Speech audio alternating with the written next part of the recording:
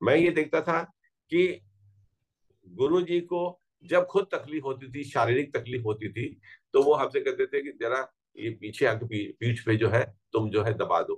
फिर दबाने, जैसे हम उनको दबाने लगते तो कहते नहीं, अब तुम ऐसा करो, पीठ पर जो ना ओम ओम लिख दो, ओम ओम लिखो। अभी ओम ओम लिखने से और दबाने में अंतर है।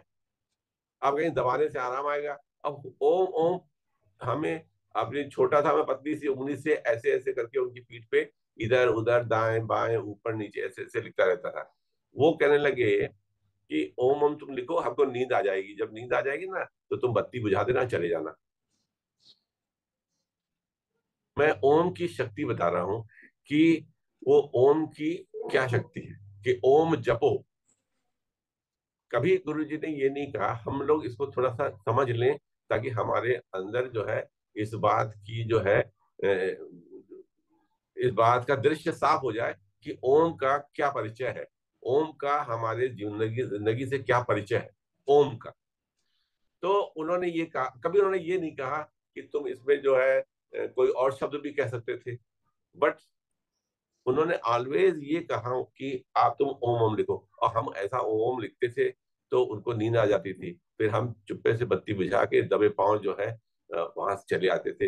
यानी उनके कमरे में चप्पल भी रह जाता था तो मैं वो पैर नंगे ही वहां से चला आता था कि आंख खुल जाएगी तो फिर इनको तकलीफ होगी।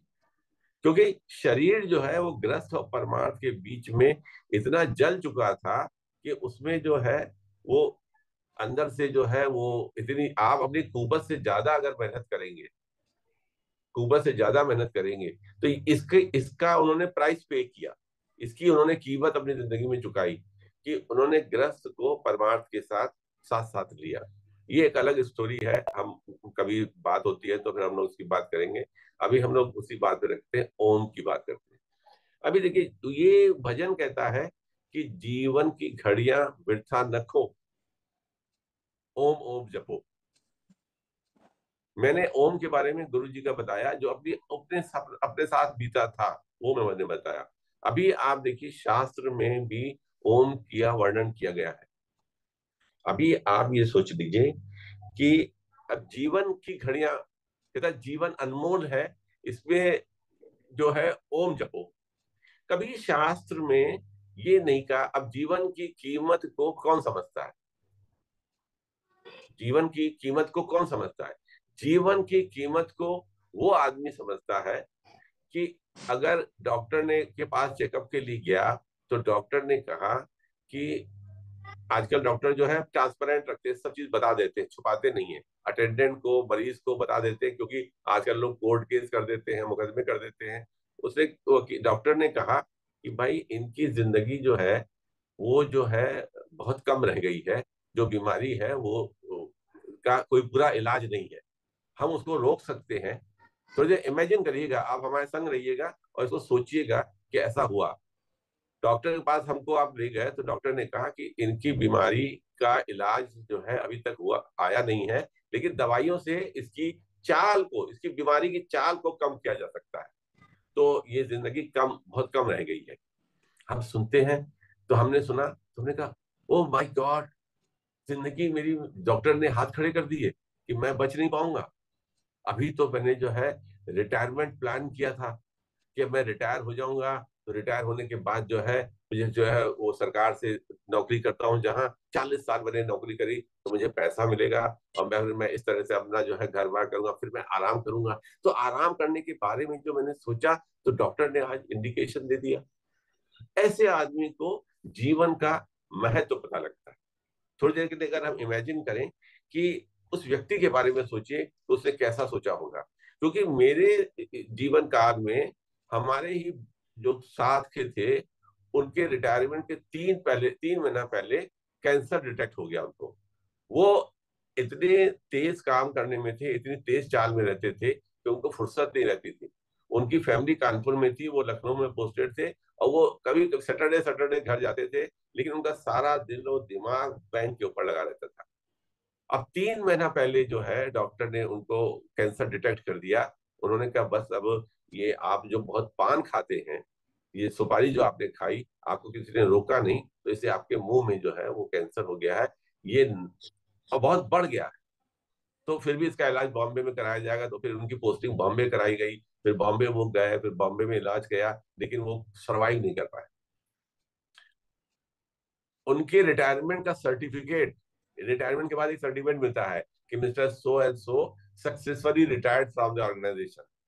ये इस कार्यालय से सफलतापूर्वक जो है वो रिटायर किए गए हैं। ये सर्टिफिकेट उनका जो है उनके घर पे एमडी ने जाकर उनके घर पे दिया। ये जनरल मैनेजर की पोस्ट पे थे, क्योंकि वो इतनी हालत में नहीं थे कि वो अपना सर्टिफिकेट लेने रिटायरमेंट के क्या दिन का वो सर्टिफिकेट लेने वहां जा सके। तो उन्होंने जाके दिया। उसके बाद फिर वही होना था कि रिटायरमेंट के जो है 1-1.5 हफ्ते के बाद जो है उनकी डेथ हो गई। उनकी बॉडी को जो है फिर सीधे कानपुर लाया गया जहाँ उनका घर था। तो मैं उनके उसमें गया था, तो मुझे बहुत अफसोस हुआ कि ये भजन क्या कहता है, ये ओम की इम्पोर्टेंस क्या है। और ये गुरुजी ओम की इम्पोर्टेंस को समझते थे और इसका वो डायरेक्शन भी देते थे। वो ना, मैं गुरु जी की बात को साथ लेके इसलिए चलता हूँ कि मैं इस बात का आपको एहसास कराता हूँ कि कभी कभी हम जमाई लेते थे हाँ करके, तो कहते थे क्या भैंस की तरीके से मुंह खोल देते हो, हरिओम क्या ओम क्या करो, जमाई लेने के बाद क्या ओम हरिओम कुछ किया करो। खाली हवा छोड़ देते हो, ऐसे हवा चली गई और बाहर अंदर नहीं आई। तो हमने हा करके जमाई ली, और जमाई लेने के बाद जो हमारी सांस जो बाहर चली, हवा चली गई और वो पलट के नहीं आई, तो कम से कम हमसे कहते थे गधे हो, ओम तो बोलो मुंह से, कुछ तो बोलो मुंह से। तो ओम का इतना वक्त था। शास्त्र क्या कहते हैं, या ध्यान दीजिएगा, शास्त्र क्या कहते हैं। शास्त्र ने कहीं पे भी, ये तो हमारे गुरु का मैं बता रहा हूं कि वो अपने भी शरीर के आराम के लिए वो पीठ के ऊपर ओम लिखवाते थे। शास्त्र क्या कहते हैं, शास्त्र ने कहीं पर भी ये नहीं कहा है कि ये ओम ओम जो है 60+ वाले जपेंगे, ऐसा कहीं लिखा है। रामायण में, महाभारत में, कुरान में, गीता में, पुराण में, वेदों में कहीं लिखा है कि 60+ वाले जिनकी आयु 60 साल से ऊपर है वो ओम ओम जपे। बच्चे खेलें, उनका टाइम उम्र खेलने का है। जवान पैसा कमाए, यही उम्र है पैसा कमाने की। ये बुढ़े जपे, ये वेले बैठे हैं घर में, इनसे कहो ओम ओम जपे, ज्यादा बोला ना करें। ऐसा शास्त्र ने कहीं कहा नहीं है। शास्त्र ने इस बात को उसने खाली कहा कि जीवन की घड़ियां व्यर्था न खो, ओम जपो। ऑर्डर, एक ऑर्डर वेदांत ने दिया कि तुम ओम जपो, किसी भी अवस्था में, किसी भी दिशा में, किसी भी दशा में, किसी भी उम्र में, किसी भी परिस्थिति में तुम ओम जपो। ऐसे क्या, ऐसे ओम के लिए क्या कहते हैं, ऐसे ओम के लिए कहते, मैं ओम को, गुरु के शब्द को आपके करीब लाके छोड़ना चाहता हूं कि ताकि इसका एहसास हो कि क्या होता था। ओम जपने को जो है वो यौगिक क्रिया क्या कहती है कि रीढ़ की हड्डी सीधी करके बैठे और उसके बाद लंबी सांस लेके जो है आप जो है ओम का जाप करें। ओम का जाप करने के लिए कहती है। ये वेद है, हम वेद की और योग की बात नहीं करेंगे, करेंगे तो गुरु की बात जो है वो जो मैं कहना चाह रहा हूँ गुरु जी की, वो जो पीछे रह जाएगी। तो शॉर्ट में हम लोग चलते हैं। तो वो ओम कहता है। ओम जो है, ओम शब्द जो है तीन साउंड से बना है। ओम जो है एक वॉइस है, एक साउंड है ओम। वो ओम जो है वो 3 शब्द बना है, अ उ अम्मा। शास्त्र क्या कहता है, देखिए ओम कहता घुसा हुआ है आप हमारे अंदर, कि शास्त्र कहता है अ, अ माने शरीर में, मनुष्य के शरीर में 3 जगह बहुत ही इंपॉर्टेंट है। अब देखिए ध्यान से आप देखिएगा, 3 जगह बहुत इंपॉर्टेंट है। एक तो नाभि की, एक हृदय की, और एक मस्तिष्क की। ये 3 जगह जो है वो जो है बहुत इंपॉर्टेंट है। और अगर इसको अगर हम देखें कि अ शब्द जो है वो नाभि से शुरू होता है, मणिपुर चक्र है ये, प्राण यहीं से शुरू होते हैं। कैसे, जब हमने जन्म ली, गर्भ में हम अपनी माँ के गर्भ में थे, तो हमको जो था, हमारा भरण पोषण जो है वो कैसे हुआ, वो नाभि जो हमारी माँ के गर्भ में जुड़ी हुई थी उसके द्वारा जो हमको खाना पीना मिलता रहा, उससे हम डेवलप हुए। वो नाभि के नाभि के द्वारा ही हमको सब कुछ हुआ। तभी आप देखिए जब हम पैदा हुए तो डॉक्टर ने नाभि जो है वो माँ से काट के अलग कर दी। ये मणिपुर चक्र जो है ये बहुत इंपॉर्टेंट है कि अ की मात्रा जो है शास्त्र कहता है वो नाभि से होती है। ओ जो है वो प्राण से कहता है। जो प्राण नाभि से चल रहे थे पैदा होने से पहले या पैदा होते ही, वो अब प्राण जो है नाभि कटने के बाद प्राण प्राण में आ गए। वो एक जो है चक्र है, बहुत इंपॉर्टेंट है। उसके बाद जो है तीसरा चक्र स्थान जो है वो मस्तिष्क का है। अभी देखिए नाभि में से हमारी माँ से नाभि काट दी डॉक्टर ने, तभी देखिए बच्चा जो है माँ से शारीरिक रूप से अलग हो गया, लेकिन मानसिक रूप से तो जुड़ा ही रहता है। बच्चा तो माँ से जुड़ा रहता है जब तक कि उसके दिमाग नहीं खराब हो जाते, तब तक तो वो जुड़ा ही रहता है आजकल के जमाने में। ये शास्त्र कहता है कि शरीर की अवस्था ऐसी है कि बच्चा लड़का हो या लड़की जब पैदा होती है वो माँ से ज्यादा जुड़ी रहती है। फिर प्राण की बात आती है। प्राण जो है वो भी मेन इंपॉर्टेंट है। वो मेन इंपॉर्टेंट इसलिए कि आज अगर प्राण काम न करे हमारे, तो फिर क्या हो जाएगा, सब चीज बेकार हो जाएगी। फिर हम किसी काम के नहीं रहेंगे, किसी बाजार में हम बिकाऊ नहीं रहेंगे, किसी होटल में खाना खाने लायक नहीं रहेंगे, किसी जगह पे घूमने लायक नहीं रहेंगे, कोई कपड़े पहनने लायक नहीं रहेंगे अगर प्राण उड़ गए।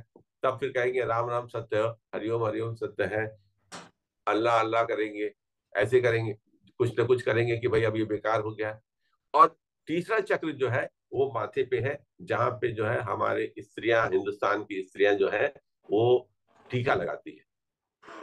वहां पे जो है ओम का वास है। अ उ म म जो है यहाँ पे आता है। ये इसकी यानी ये ओम जो है आपकी आपकी हर सांस में आपके साथ चल रहा है। आप इसको माने अच्छा ना माने, इससे आपका छुटकारा हो नहीं सकता है, क्योंकि ये ओम शब्द, ये चक्र जो थे, ये तीनों चक्र लेके ही आप पैदा हुए। हम जो पैदा हुए तो हम ये तीनों चक्र लेके पैदा हुए। इसी को शास्त्र कहता है कि जीवन की घड़ियां वृथा न खो। ओम, अब ओम का प्रभाव हमको या ओम का स्पंदन हमको कभी महसूस नहीं होता है। तो वो कैसे नहीं महसूस हो, क्यों कैसे महसूस नहीं होता है? क्योंकि जैसे आप उड़ते हुए, चलते हुए, घूमते हुए, काम करते हुए कोई भजन, कोई गीत, कोई गजल, कोई जो है कविता हम सुन लेते हैं, तो हमको, मैं थोड़ी देर सुना, एक कान से सुना, दूसरे कान से निकाल दिया, अच्छा लगा, हमने काम भी अपना निपटा दिया, इतने में हमारी दाल भी कुकर में बन गई और चावल भी बन गए, रोटियां भी सेक दी, गाना भी चलता रहा, सुन लिया। वो लगाव नहीं था, लगाव नहीं था, वो चलता रहा, हमने सुन लिया। लेकिन ओम का स्पंदन को शास्त्र कहता है कि ओम जो है वो आपके अंदर वास करता है, उसको जो है जगाना आपका काम। गुरु क्या कहता है? अब जगाने के लिए क्या कहता है? जब हम स्थिर होंगे तभी तो जो है हम जो है उसको महसूस कर पाएंगे। हम किसी कमरे में दाखिल हुए, उस कमरे में मान लीजिए कि किसी ने अगरबत्ती जलाई है, उसमें गुलाब की खुशबू आ रही है। जब हम उस कमरे में दाखिल होंगे तो एक सेकंड के लिए, फ्लिक ऑफ सेकंड्स के लिए हम रुकेंगे, यहाँ कुछ गुलाब की खुशबू आ रही है, तो हम कहेंगे नहीं, यहाँ अगरबत्ती जल रही, गुलाब की अगरबत्ती जल रही ना, उसी खुशबू है। एक सेकंड, फ्लिक ऑफ सेकंड के रुकते हैं, तुरंत एहसास हो जाता है। और बच्चा अगर अपनी गेंद ढूंढने के लिए आया है कि दादू मेरे आपके कमरे में मेरी गेंद तो नहीं पड़ी है, उधर ज्यादा इधर उधर देखा, गेंद है नहीं है, नहीं, कहाँ गई कहाँ गई, कल थी, कल शाम को थी, अभी नहीं थी, दोस्त बुला रहे हैं, चला गया, उसको गुलाब की खुशबू नहीं आई, क्योंकि वो इतना ज्यादा अपने गेंद के ढूंढने की तलाश में थी कि उसको अगरबत्ती की खुशबू नहीं आई। आप हमारे कमरे में आए, आते ही जो है नाक ने आपको संदेश दिया, अब एक सेकंड के लिए उसका भान नहीं होता कि हम रुके। अगर इसकी व्याख्या करें, जैसे वो क्रिकेट मैच में स्लो स्पीड में दिखाते हैं कि ये कैसे आउट हुआ, स्लो स्पीड में दिखाएंगे तो आप धीरे धीरे करके कमरे में आए, फिर आपने नाक ऐसे करी, फिर खुशबू आई, फिर आपको महसूस हुआ कि गुलाब की खुशबू है, तो आपने कहा यहाँ क्या जल रहा है। ऐसा नहीं, वो इतनी तेज मात्रा में होता है, इतनी रफ्तार में होता है कि उससे उसका पता लग जाता है। इसी तरीके से वो ओम जो शक्ति है वो हमारे अंदर जो है विराजमान है। गुरु कहते अलख जगावे जीव को, जीव जगावे पी। इसका क्या मतलब हुआ? अलग कहाँ घुसा हुआ है? अलग हमारे पेट में घुसा हुआ है। जैसे वो कहते हैं वो हमारे दिल में दिमाग में छाया हुआ है, उसी को जगाने की बात करता है वो, कि अलख जगावे जीव को। ये ओम शब्द का और संकेत करता है। और देखिए, ओम शब्द का बारे में अगर हम आपसे कहें कि ग्रंथ साहब भी कहता है, ग्रंथ साहब भी कहता है कि सिमरण, सिमरण में वो ओम शब्द की व्याख्या करता है। वो कहता है कि क्या कहते हैं उसको, ग्रंथ साहब भी कहते हैं, सिमर सिमर सिमर सुख पावे, कल कलेश तह महे मिटावे। कि सिमर सिमर, सिमरण करो, तुम उसका सिमरण करो। कैसे सिमरण करो? ओम का, क्योंकि ओम का कोई रूप नहीं है, रंग नहीं है। तो वो कहता है गुरु के माध्यम से तुम स्मरण करो, सिमरण करो उसका। तभी जो है देखिए ये प्रथा चली हमारी कि जो है गुरु से मंत्र ले लो। ये मंत्र कहाँ से आ गया कि गुरु से मंत्र ले लो? अरे गुरु ने ऐसी कौन सी बात, अभी जैसे किसी ने कभी किसी गुरु से मंत्र लिया हो, तो मैं ये नहीं कहता कि बताने की जरूरत है। ठीक है, आपका बहुत ही व्यक्तिगत और रहस्यमय और कॉन्फिडेंशियल मंत्र है, आप ना बताइए। लेकिन है तो शब्दों का ही खेल ना। कोई भी मंत्र उसने कहा होगा, ओम नमो वासुदेवाय, ओम श्री नमः, या एक ओंकार सतनाम उन्होंने कहा, तो उन्होंने उसमें कहीं ना कहीं ओम का गायत्री मंत्र दिया, मृत्युंजय पाठ का मंत्र दिया, जो भी मंत्र दिया, तो आप देखेंगे उसमें ओम जो है उसका समावेश है। ये बात जो है, अब गुरु जानते हैं कि मन इतना चंचल वृत्ति में है कि ओम की तरफ जो है वो आकर्षित नहीं होता, क्योंकि ओम का कोई रूप न रंग, त्रिगुण त्रिगुण से प्रभु भिन्न, वो रूप रंग नहीं है। और हमारा मन स्थूल ही काम को काम समझता है, स्थूली बात को बात समझता है। अब आप देखिए कि जैसे प्राण की हम बात करते हैं कि प्राण हमारे जैसे चल रहे हैं, तो आप देखिए उसने जीवन की घड़ियां को जो बताया उसने, तो उसने ये बताया कि देखिए इसको बात को तो मानना ही पड़ेगा कि जैसे ही हम पैदा हुए वैसे ही जो है मौत का टाइमर जो है चल गया। तभी जो है ओम जपों में उन्होंने कहीं उम्र का जो है उल्लेख नहीं किया उन्होंने, क्योंकि कहीं पे उसकी जैसे ही हम पैदा हुए और हमारी नाभि माँ से अलग की गई, तो पहले से ही उसी दिन से उसी क्षण से ही जो है एक्सपायरी डेट जो है वो प्रकृति ने डाल दी कि ये इसकी एक्सपायरी डेट है। फिर हम ये बार बार कहते हैं कि अभी हमारा ओम जपने का वक्त नहीं आया है, अभी जो है हमारी उम्र नहीं है, अभी तुम्हारा ये काम थोड़ा ना है। पागल हो क्या जो अभी तुम ओम ओम जपते हो? जाओ जाके अपना काम करो, सब कुछ करो। लेकिन जो है गुरु क्या कहते हैं, गुरु की क्या क्या उपदेश है, वो irrespective of the age factor, कोई भी उम्र का इसमें जो है नहीं है। वो उसको कहते हैं ओम जपने की बात करते हैं। कैसे? वो कहते हैं कि जब, अब हम कहेंगे कि ये जो टाइमर हमारा जिंदगी का शुरू हो गया, तो ये देखा ही होगा कि कोई जो है पैदा होते ही 7 दिन के अंदर गुजर गया, कोई जो है वो 15 साल में गुजर गया, कोई 25 साल में गुजर गया, कोई 30 साल में गुजर गया, कोई 80 साल में गुजर गया, कोई 70 साल में गुजर गया, कोई ऐसे धीरे धीरे करके हम लोग ग्रेजुअली और स्लोली, धीरे धीरे जो है अपने दिशा की और प्रारब्ध की दिशा को खत्म करते हुए जा रहे हैं। इसीलिए शास्त्र ने कहा, गुरु ने कहा कि ज्ञान लेने की, मन को टिकाने की कोई उम्र नहीं होती। और ये ओम की झंझट, स्पंदन, स्पंदन को क्या कहते हैं इंग्लिश, वाइब्रेशन, ओम का जो वाइब्रेशन है ये हमारे साथ रहना चाहिए। कैसे? अगर मान लीजिए कि आपके जेब में मोबाइल रखा हुआ है, वो आपने साइलेंट मोड में लगा दिया, वाइब्रेशन मोड में लगा दिया कि अभी घंटी न बोले, डॉक्टर के पास जाते, डॉक्टर के पास जाइए तो वहां लिखा रहता है कृपया अपना मोबाइल बाहर रख दे या उसका स्विच ऑफ कर दे, क्योंकि डॉक्टर आपकी बात को, बीमारी को समझ नहीं पाएगा और आप समझा नहीं पाएंगे। आप भी सोचते नहीं यार मोबाइल बंद करो, नहीं तो हम अपनी तकलीफ पूरी बता नहीं पाएंगे। फिर वो 2 मिनट में बाहर आ जाएंगे और 800 रुपये उनके चले जाएंगे फीस के, और पूरी बात भी नहीं हो पाएगी। वाइब्रेशन मोड पे डाल देते हैं। तो जब हम डॉक्टर के पास बैठे रहते हैं और कोई घंटी आती है, तो आप देखेंगे कि हमारी जेब के पास जांग पे थोड़ी सी झंझनाहट सी होती है, महसूस होती है। अगर दूसरा आदमी बगल में है तो उसको भी पता लगता है कि जो है झंझट वाइब्रेशन। तो वो कहता है कि चादर लंबी तान न सो, चादर लंबी तान न सो, ओम जपो हरिओम जपो। वाइब्रेशन जो है इसका हमारे साथ में चलना चाहिए, ओम का वाइब्रेशन जो है। अब ये देखिए इसके क्या है, इसका क्या है कि ये जो हमारे जो है, ये ये जो था अनादि मणिपुर चक्र जो आपने बताया आपको, जो है नाभि में होता है, अनादि चक्र जो है प्राण में होता है, और उसके बाद आज्ञा चक्र जो सर में होता है, जो इस तरह के चक्र की बात करते हैं। तो इतनी डिटेल में जाने की जरूरत नहीं है। हमारा तो गुरु का क्या कहना है कि ज्ञान को बहुत ही सिंप्लीफाई तरीके से, सरलता पूर्वक, इसीलिए क्योंकि मनुष्य जो है इतना, अब देखिए गुरु जो थे, गुरुजन जो थे, ये जो है भविष्य को बहुत अच्छी तरह पहचानते थे, आगे क्या होने वाला। अभी हम बात करते तो हम कहते जब हमारे गुरुजी शरीर में थे तो उस समय मोबाइल नहीं था, और उस समय जो था ये वीडियो कॉलिंग नहीं थी, उस समय जो थी ये क्या कहते हैं वो रील बनाने वाला था, रील बनाने का नहीं था, कैमरे के लिए भी जो है वो रील बनानी पड़ती थी, तब होती थी।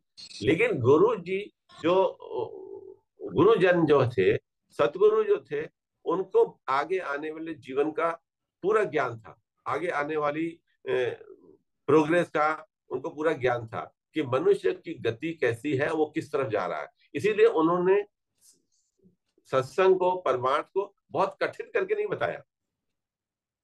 उन्होंने ये नहीं कहा कि वस्त्र धारण करिए, आप जो संन्यास ले लीजिए, छोड़ दीजिए घर बार अपना, जाने दीजिए घर बार को, इनसे कोई संबंध नहीं है।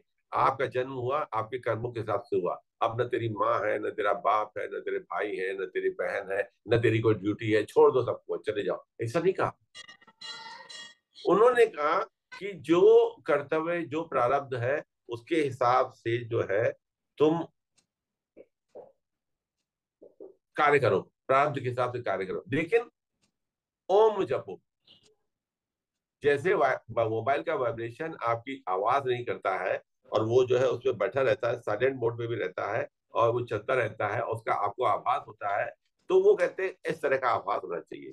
जब ये आप देखिए, गौर से अगर देखिए कि मैं ओम की बात को बार बार लेके चलता हूँ ताकि ओम की समस्या को आज खत्म कर दे हम लोग, कि ओम जो है, हम लोग मंदिर जाते हैं, मंदिर जाते हैं तो हम लोग क्या समझते हैं, खेल समझते हैं, गए घंटी ऐसे करके दबाई, बजा दिया घंटा, और बता दिया, भगवान को इन्फॉर्मेशन दे दी कि हम आ गए हैं, प्रसाद और फूल लेके आ गए हैं आपके दरवाजे, घंटी दबा दी। ऐसा भी हो सकता है। बच्चे को गोद में उठा के कहते हैं तुम जब दबा दो, उसने दबा दिया, टन से आवाज हुई, हमने खेल समझ दिया उसको।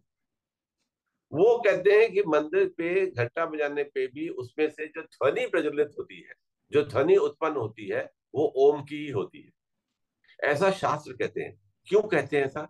आप देखेंगे मंदिर जो भी बनता है, तो मंदिर जब भी जो भी बनेगा, तो मंदिर जो है ऐसे करके बनेगा, गुंबज की तरीके से। ये गुंबज बनाने की क्या जरूरत थी, सीधे सीधे स्लेब डाल के छत बना देते। उन्होंने जहां पे मूर्ति स्थापित है उसके ऊपर गुंबज कर दिया है। क्यों? कि जो वो ओम की ध्वनि उस घंटे से निकल रही है, वो बहुत देर तक उस मंदिर में गूंजती रहे। जैसे आप कभी घर में पुताई कराएं, कोई कमरा खाली कर दें, तो उस कमरे में अगर आप कोई आवाज करेंगे, तो आवाज जो है वो ध्वनि के बाद प्रतिध्वनि करेगी, इको, उसमें इको आ जाएगा आवाज में, एक कप का पहाड़ आ जाएगी, आवाज तेज हो जाएगी। ऐसे ही उन्होंने मंदिर जो भी बनाया, उस मंदिर के ऊपर जो है उन्होंने गुंबज बनाया, ऊपर का जगह खाली रखी, ताकि जो ओम की ध्वनि है, जो यज्ञ की ध्वनि है, वो जो है उसमें बहुत देर तक रहे। तभी आप देखिए कि मंदिर में हमने ये देखा है अक्सर कि कभी हम किसी नई जगह पे गए तो उन्होंने कहा यहाँ पे जो है ये लक्ष्मी भगवान का जो है, या राधा कृष्ण का जो है मंदिर जो है, वो इस्कॉन का मंदिर जो है बहुत अच्छा है, तो आप चलिए देखने के लिए गए, देखने के लिए। जब हम पिक्चर देखने जा सकते हैं, जब हम जो है रास्ते में खड़े होकर बताशे खा सकते हैं, तो हम मंदिर में जाके क्यों नहीं जा सकते? नई जगह पे आए, हम गए देखने के लिए। मंदिर में गए तो मालूम पड़ा कि जाते जाते पहुंचते पहुंचते देर हो गई, किवाड़ बंद हो गए। कहले ओ हो भाई साहब, अभी देर हो गई, अब 4 बजे किवाड़ खुलेंगे। अभी इस समय तो 1 बजा है, 12 बजे मंदिर के किवाड़ बंद हो जाते हैं। तो हमने कहा अच्छा, तो मैंने कहा और पूरा ही मंदिर बंद है? कहना नहीं, वो उनकी जो तस्वीर थी उस पे जो है ऐसे करके जो है किवाड़ लगा दिया गया, पर्दा लगा दिया गया, बाकी हॉल तो है, हॉल पूरा है। तो चलो हॉल ही में चलते हैं। हॉल हॉल में गए और हॉल में जाके एक जगह पे बैठे, बहुत अच्छा लगने लगा। अब देखिए, जो पर्दे के पीछे भगवान है उसके तो दर्शन हुए नहीं, देखा भी नहीं हमने कि उसमें जो है कि भगवान श्री कृष्ण का या राम दरबार का कौन सा मंदिर है, कैसा है, कैसी तस्वीर है, कैसा, कुछ नहीं देखा। हॉल में ही बैठे, हॉल में बैठे, सब बंद है, भीड़ भी खत्म हो गई क्योंकि मंदिर बंद हो गया है। हम थोड़ी देर बैठे, हमने कहा थोड़ी देर यहीं बैठा जाए। शांति थी, अच्छा लग रहा था, हवा भी चल रही थी, मंदिर खुले खुले से होते हैं। तो गुम्बज उसका जैसे बना, क्या होता है कि जो ओम की ध्वनि जो निकलती है, जो वहां पे इको करती है, वो जो है बहुत देर तक कार्य करती है। गुरु क्या कहता है? गुरु कहता है कि ये तुम थोड़ी देर के लिए खाली हो जाओ तो मेरी पीठ पे ओम ओम लिख दो। गुरु क्या कहता था? गुरु ऐसे कहता था। कोई बीमार या कोई वेदना में रहता था, कोई कराहता था या किसी का, तो कहते कुछ नहीं करो, शांत रहो, शांत रहो। तो डॉक्टर इलाज करते रहा, आप ओम ओम करिए, दर्द कम हो जाएगा, हरिओम करिए। ओम शब्द कहते थे या हरिओम कहते थे, 2 वर्ड वो बहुत कहते थे कि इसको करो तो तुम्हारा दर्द कम हो जाएगा। वो शक्ति कितने समय पहले हमने उनसे सुनी, वो शक्ति जो है अभी तक कार्य कर रही है। It is still working. कोई चार्जर की जरूरत नहीं है, कोई चार्जिंग की जरूरत नहीं है उसको, वो अभी भी कार्य कर रही है। या अभी जमाई कभी भी आती है तो तुरंत ही मुंह से निकल जाता है, ओम हरिओम, ओम हे राम, कुछ अच्छा वर्ड नहीं गया। सांस को खाली न, खाली ने बर्बाद न करो। भजन क्या कहता है? भजन भी यही कहता है। भजन कहता है, भजन कहता है कि मन में हरि को बिठा ले, मन में हरि को बिठा ले। इधर उधर देखने से मन में ओम को जो है बिठा लो अपने। कोई पैसा नहीं लगेगा, कोई कीमत नहीं लगेगी, कोई उसकी एंट्री टिकट नहीं है। और किसी दूसरे को जो आप जिसके साथ घर में रह रहे हैं, प्रारब्धवश रह रहे हैं, उसको भी कोई डिस्टरबेंस नहीं होगा। अभी हमको क्या पता कि हमारे बगल में जो बैठा है वो ओम के बारे में, ओम उसके मन में ओम की जो है वो ध्यान दे रहा है ओम की ओर, बैठा हमारे साथ है, नाश्ता हमारे साथ कर रहा है, खाना हमारे साथ खा रहा है। ओम की शक्ति वो, इसीलिए भजन में कहा गया कि जीवन की घड़ियां व्यर्था न खो, ओम जपो, हरि ओम जपो। गुरुजन भी यही कहते हैं, शास्त्र भी यही कहते हैं। अब इसको देखिए, इसको ऐसे देखिए कि जो ये रिस्पेक्टिव ध्वनि ध्वनि निकलती है, अभी हम अगर इसकी बात करें तो आप समझ लीजिए कि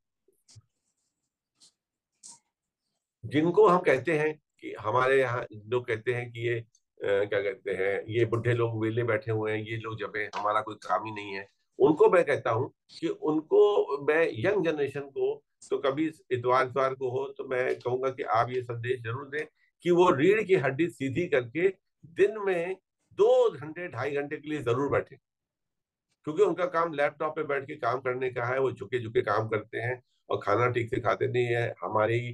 तो ये जो प्रवाह है हमारा, ये ओम से हमको दूर ले जाता है। रीढ़ की हड्डी सीधी करने से ओम का जाप कर आराम से होगा। ओम के अंदर इतनी शक्ति है,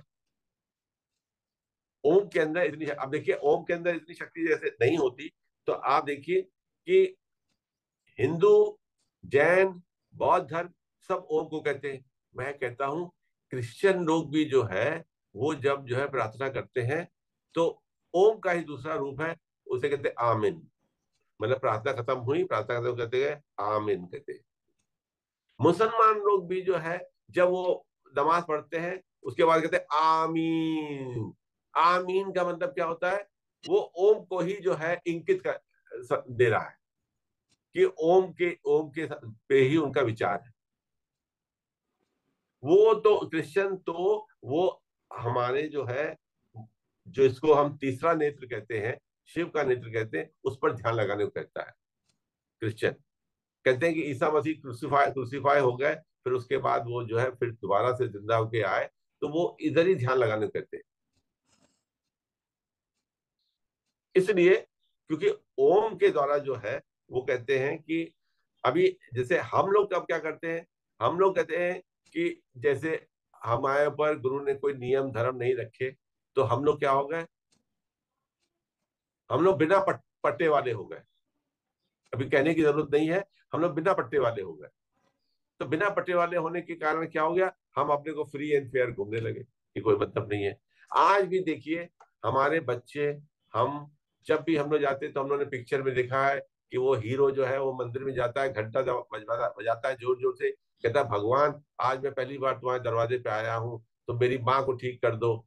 तो हमारे अंदर जो है, हम जाते हैं मंदिर में और घंटा दबाते हैं, तो हमें अंदर भी मूवी के हीरो की जो है फीलिंग आ जाती है, हीरो जैसी फील आती है। हमको ओम की फील नहीं आती है कि उसमें से जो ध्वनि निकल रही है वो ओम की निकल रही है, क्योंकि हमारी बुद्धि इतनी ज्यादा स्थूल उसमें आ गई है कि हम जो है इस चीज को ज्यादा पकड़ लेते हैं। कोई भी कार्य करेंगे, किसी में भी कार्य करेंगे, तो वाह ज्ञान जो है हमको जो है बहुत जल्दी हो जाएगा, वाह ज्ञान बहुत जल्दी हो जाता है। लेकिन जो अंतर की आवाज है, उस जब तक अंतर की आवाज को हम नहीं सुनेंगे, तब तक ये जो है वो ज्ञान का वो पुंज जो है, फूल जो है, कमल जो है वो खिलेगा नहीं। और गुरु कहते हैं कि जो अभी अभी मैं एक वो मैसेज देख रहा था, उसमें मैसेज में उन्होंने था शायद वो ब्रह्म कुमारी की शिवानी जी हैं, उनका मैसेज था। तो उन्होंने कहा कि नहाते समय में भी अगर भजन चल रहा है, और खाना खाते समय भी भजन चल रहा है, और कपड़े पहनते हुए भी भजन चल रहा है, खाना बनाते समय भी भजन चल रहा है, अगर जो है कहीं जाते समय भी भजन चल रहा है, तो वो सब जो है वो पूरा लेखा जो है वो तीर्थ में माना जाएगा।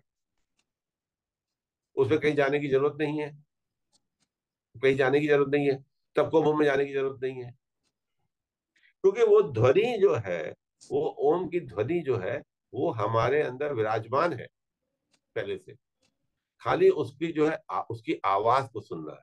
हमें गुरु की आवाज जो है वो नहीं सुनाई देती है, क्योंकि हमारे अंदर इतनी हलचल मची हुई है कि उसकी वो आवाज हम तक पहुंचती नहीं है।